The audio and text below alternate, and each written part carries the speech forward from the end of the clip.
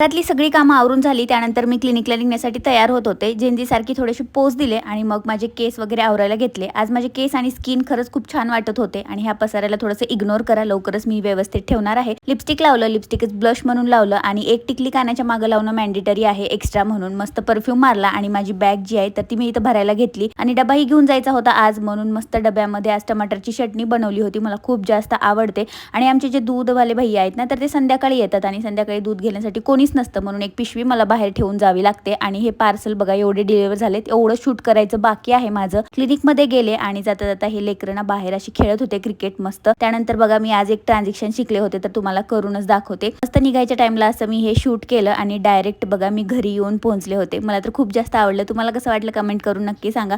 घरी आल्यानंतर मी हे स्टिकर जे मागवले होते ना तर तेच मी इथं वॉलवरती चिटकवत होते. नंतर मला व्हॉइस ओव्हर आणि एडिट करायचं होतं. चला मग भेटूया आपण उद्या. तोपर्यंत तुम्ही सबस्क्राईब करायला विसरू नका. बाय.